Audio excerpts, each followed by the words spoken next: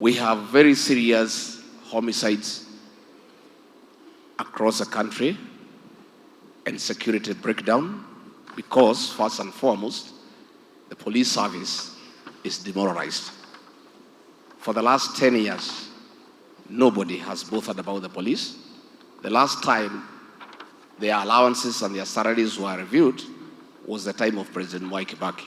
Yet, the cost of living has really hit our police officers to an extent that in the police lines, every month, there are policemen shooting each other or killing themselves because of depression. The policemen, we must empathize with them because they feel very bad because they have been totally misused and nobody has bothered to think about them. Monies meant for criminal intelligence by the DCI has been held at the office of the president by the accounting officer. And this is money that now will be free once we get an accounting officer for the police service, for the National Police Service. They'll have money for criminal intelligence. There is a fund at the office of the president controlled by the accounting officer there. That fund for the last 5 years is what has been diverted to fund the BBI, to fund the Azimio campaign, and build hotels for that accounting officer across the country. And this is money now that will be available to the police, and that will create an enhanced efficiency. Because it is money that is confidential, it is not audited, it is not accounted, and the police can use it to buy information. So we want to assure the people of Kenya that the police themselves, by the way, let us understand them. In fact, they are willing to be good people. This money they collect on the road, they collect because sometimes they have no food. Sometimes they say they are told to escort money from a bank, 200 million, and themselves they don't have 10 shillings in the pocket. Sometimes being human beings can be very tempting. So we are saying that within the first 100 days, we will review their terms of service, pay them well, and in return they have agreed. In return, they have agreed to reciprocate and be good people so that we can have a friendly police service like we have in the first world, where the police protect business, not harass business.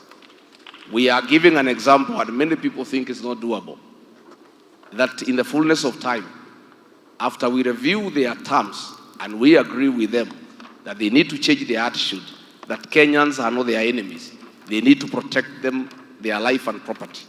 We will reach a situation in a year or so where when the police officers find you at night on your way home, probably you have taken 1 or 2 to try to get some sleep.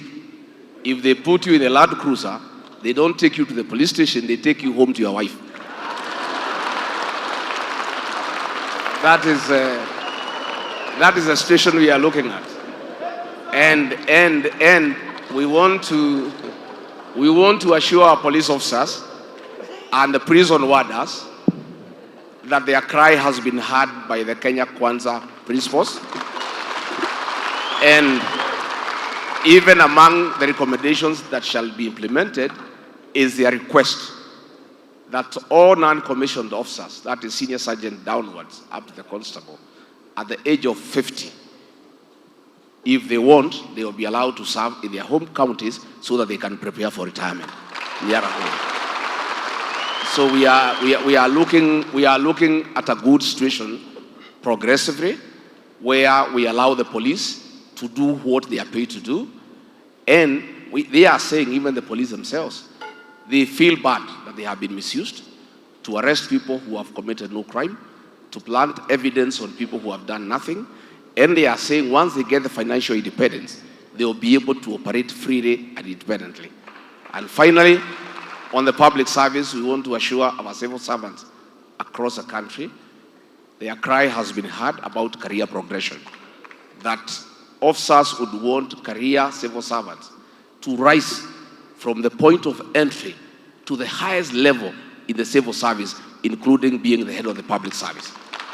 Because they cry that they are demoralized, because they don't grow beyond a certain position, Other people come from the private sector, and then they stagnate at certain grades. So we want to assure the public service that your time is now. Work hard, stay focused, and you can grow from an assistant secretary cadet all the way to a principal secretary. You can grow from an accountant to the accountant general. You can grow from an assistant engineer to the chief engineer roles.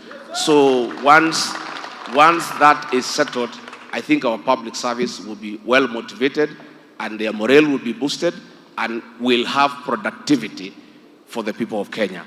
And we have asking the public service that the people of Kenya want less and less government in people's lives and more services to the people of Kenya.